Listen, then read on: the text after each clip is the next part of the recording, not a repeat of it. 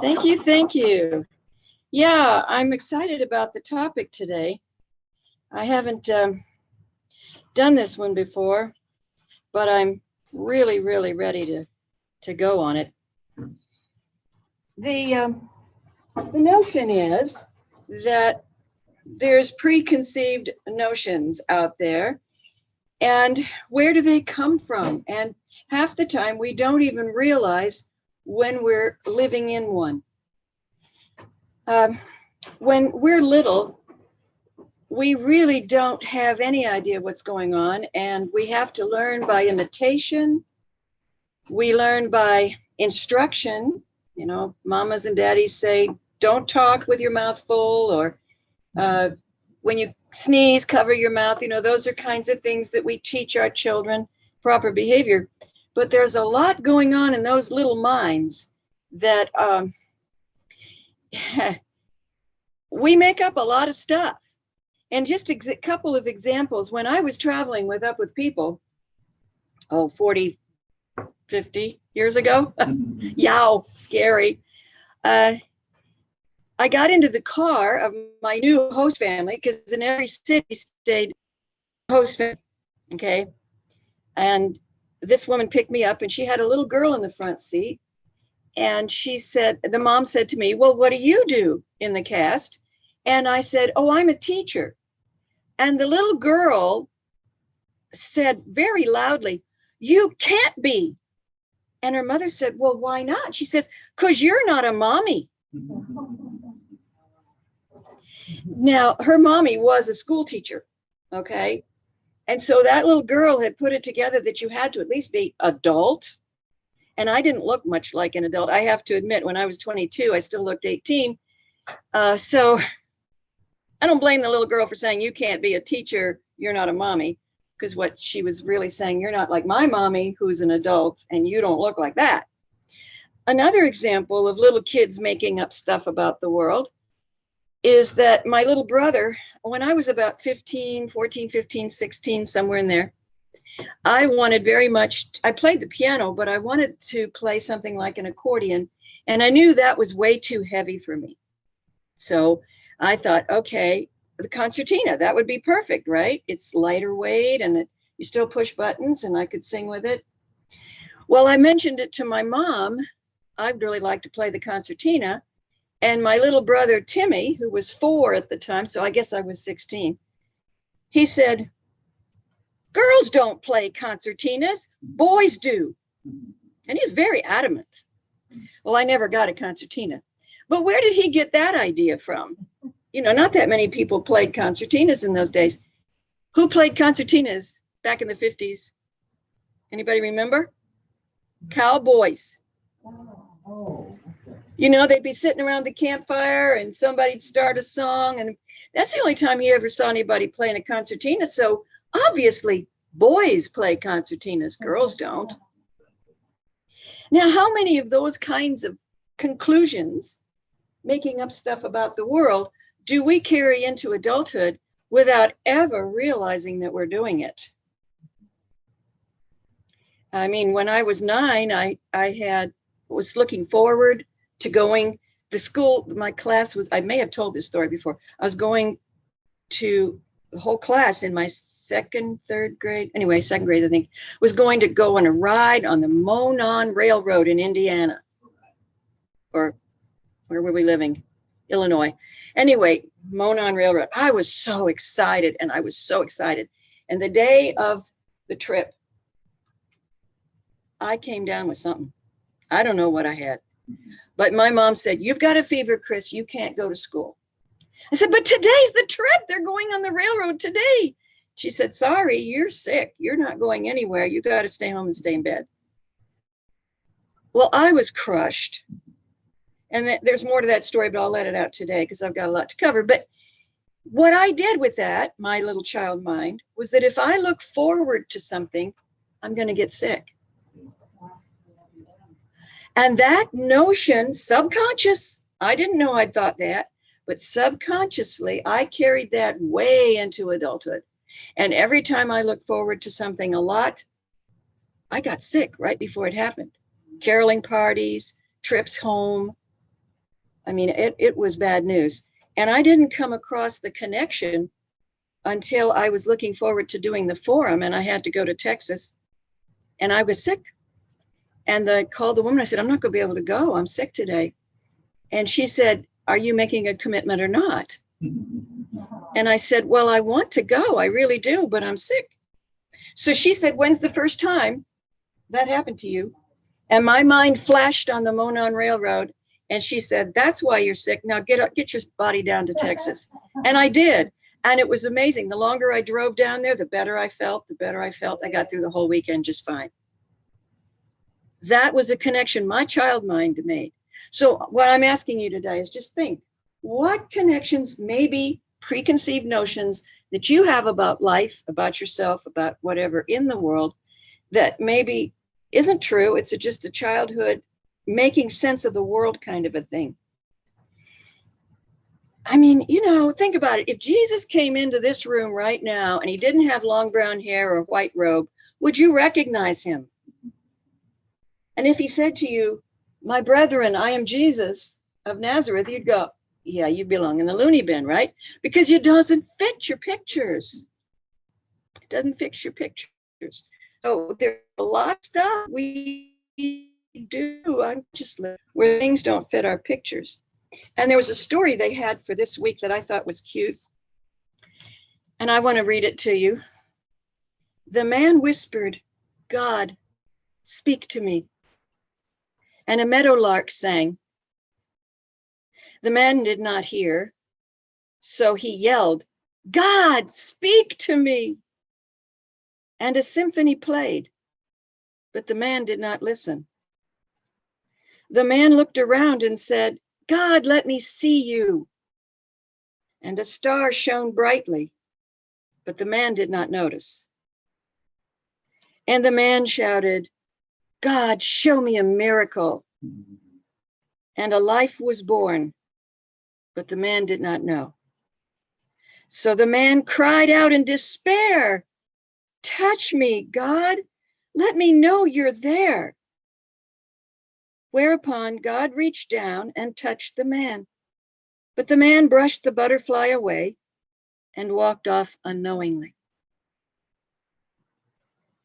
5 times, God reached out to him, and 5 times he didn't recognize it because it didn't fit his pictures.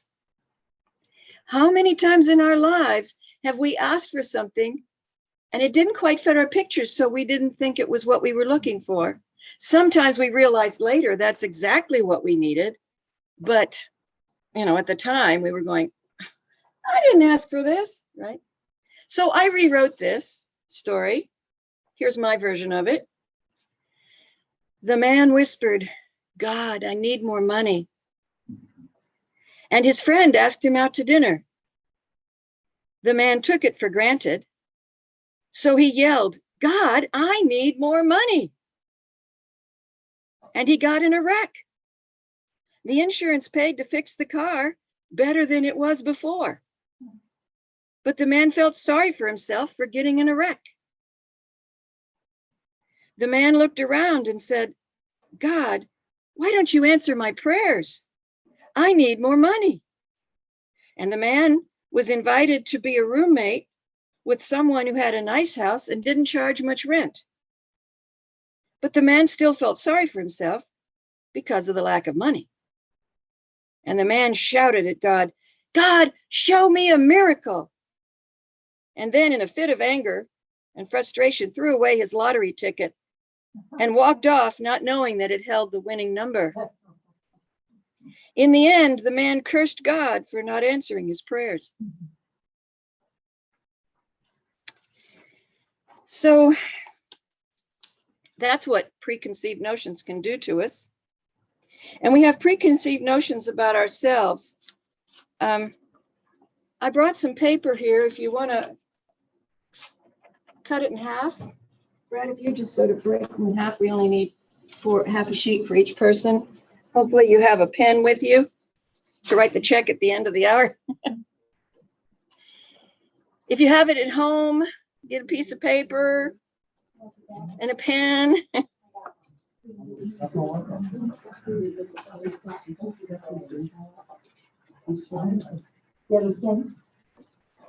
Okay.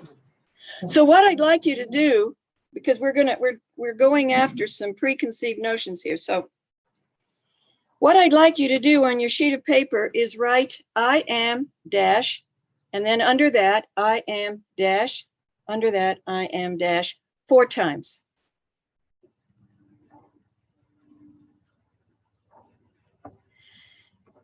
And once you've written that 4 times, without thinking very much, I don't want you analyzing this or trying to psych me out, fill in the blank with 1 or 2 words. That's all, not a sentence, 1 or 2 words. Each one. Yeah. 1 or 2 words each one.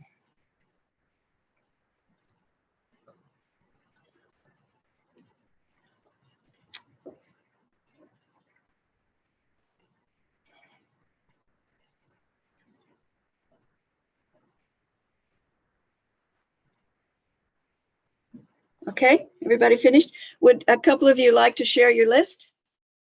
Please? Okay, Brad? I am humble, I am love, I am compassionate, I am the divine within. I am love, I am humble, I am compassionate, I am the divine within. Nice list. Who else? Yeah, Dolores? I am loving, I am creative, I am incredible, I am kindness. I am loving, I am creative, I am incredible, I am kindness. Great. One more? Yeah, Walida? Oh no, it's Sahira. Was it? I couldn't tell whose hand was up. Whose ever hand was up, that's the one. Okay. I am joy, I am love, I am that I am content. Okay, so I am joy, I'm love, I am that I am, and I'm content. Okay, so what I'd like to do right now is I want to walk over here to the whiteboard I got set up, and Brad's going to carry the camera. So hopefully everyone can see what I'm doing. I am. Now, most of the time, I am is used as an I plus an equal sign. So some of you said, I am love, or I am creative. Okay, well, creative is an adjective. So let's say I am rich. You said that, I'm rich. Okay. So I am rich. That's an I am plus an adjective, which means rich equals I. Right? Okay. Or you can do it with a noun. A lot of you had nouns. I am a person. A person is equals I. Okay. That's the way we use this word, I am, but that is not the only meaning it has, and that's definitely not the meaning it has in the Bible. Another one, I am power. We can be a concept, right? I am power. In fact, not just the Course in Miracles, the Science of Mind, the Unity everybody is teaching, I am, and then you want to give a wonderful word like abundance, or I am, whatever. Now, I would suggest I want to change the paradigm today. So let's start with run. Run is a normal verb, right? I run fast. Fast does not modify I, it manifests how I run. You get that? Yeah. I mean, adverbs, they modify the verb. I run powerfully. I run powerfully. How do I run? I run powerfully. Now, if I were to change this and say, I am powerfully, what does that do in your head? It kind of sounds like bad grammar, doesn't it? I am powerfully. But that's only because we're used to thinking of the I am as an equal sign. Think about it as a verb. Now, in the Bible, this I am that I am. I love that you said that because I wanted to talk about it anyway. The I am that I am. Ehyeh asher ehyeh. Excuse me. I'll be right back. Ehyeh asher ehyeh. That is the actual Hebrew or Aramaic. Ehyeh asher ehyeh. Ehyeh means I am. It also means I will be. Asher means that which, what, or who. And then you have ehyeh again, which means I am or I will be. Now think about that for a minute. I am that which I am. I am that which I will be. I will be what I will be. I will be who I will be. Do you realize there's 9 different ways you could have translated those 3 words and they chose none of them? I think sometimes it was because they wanted to keep it deliberately mysterious, right? But for the ancient Hebrews, this was very mysterious at the same time that it was very clear. Moses had asked God, what is your name? And that means, what is your nature? There's lots of gods out there. Believe me, the Hebrews were not monotheistic. They were not monotheistic yet. They became that way when they became Jews. So here's the Hebrews. There's lots of gods. They just got out of Egypt, right? Moses is still there. And Moses talks to God. And he says, what's your name? They're going to ask me which of the gods you are. What's your name? And he says, I will be what I will be. You forget about it. Right? So when he goes back, they do ask him, what's his name? And he doesn't tell them this. He tells them Yahweh, which means he who causes to be. He who causes to be. It's the 3rd person of this. Now, wait a minute. Wait a minute. Here it's I am, I will be. 3rd person, he who causes to be. That means I am means a lot more than an equal sign. I am means I create. Okay, push these aside for a minute. I create. I express. I exist. I cause to be. I cause to be. If Yahweh is the 3rd person, if Yahweh means he who causes to be, then the first one is I am he who causes to be. I am the cause. Therefore, when you say I am powerfully, you're saying I create powerfully. I express powerfully. I exist powerfully. I am powerfully. I cause to be powerfully. Abundantly. I am abundantly. I create abundantly. I express abundantly. I exist abundantly. I cause to be abundantly. Lovingly. I am lovingly. I create lovingly. I express lovingly. I exist lovingly. I cause to be lovingly. Does I am start to take on a new meaning for you? It's not an equal sign. When you say I am sick, what are you saying? I create sick. I create, I express sick. I express, I exist sick. I cause to be sick. You get it? That's why we can't say I am sick. In this or any other new thought teaching, we can't, because it isn't just equating ourselves with sickness, it's causing the sickness. So it's so much better to say I am rich, but it's, if you're going to focus on the amness, on your own beingness, on your own creativity, then you want to say I am abundantly rather than I'm rich. Why? Buckminster Fuller wrote a book back in the 60s called I Seem to Be a Verb.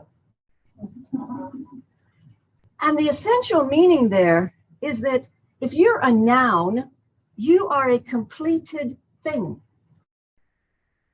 right? I am a horse. I am a woman. I am a computer. I am, whatever. I'm an athlete. Completion.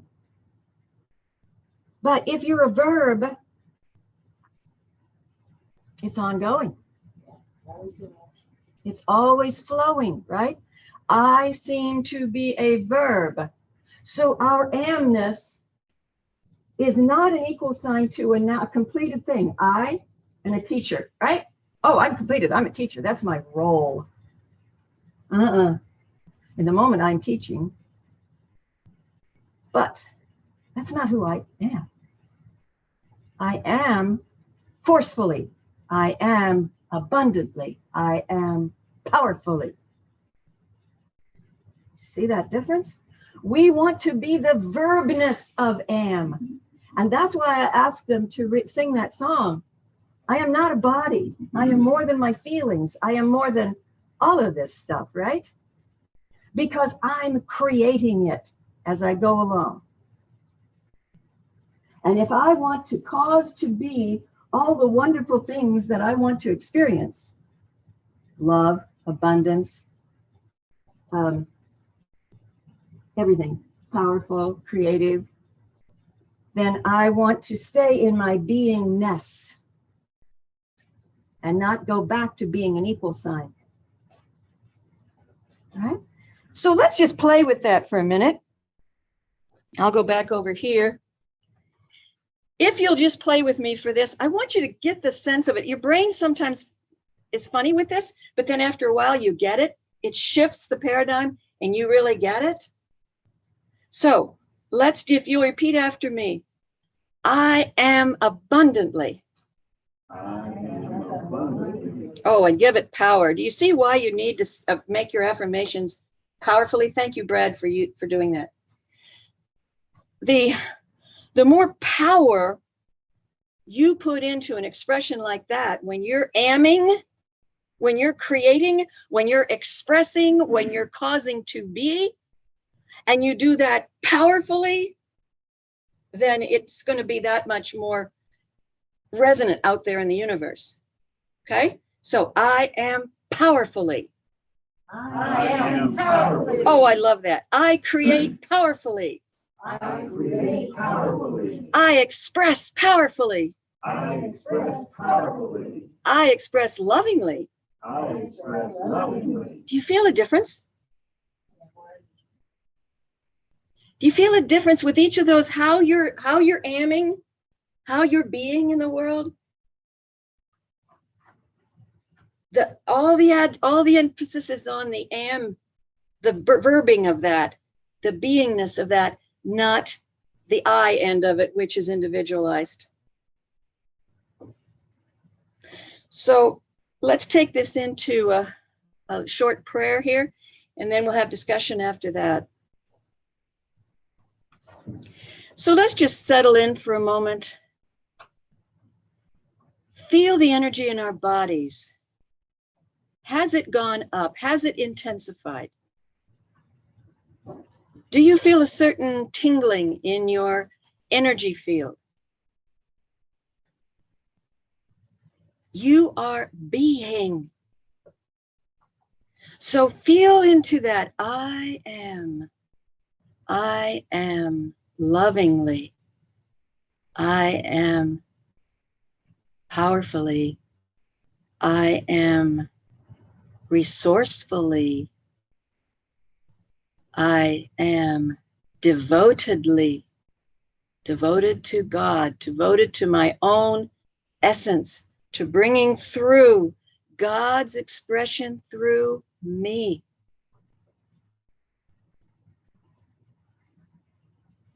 I create powerfully. I express powerfully. And we thank you, Father, Mother, loving God, for this understanding. We thank you for this knowing that we too cause to be, that we will be what we will be, that we have that freedom. And we choose to align our choices with our own inner guidance. We choose to align our choices with the highest potential within us,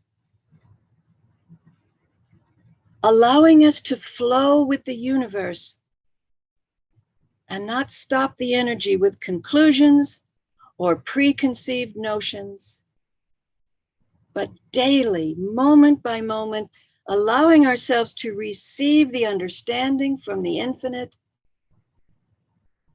and express it to the best of our being, our understanding, our will.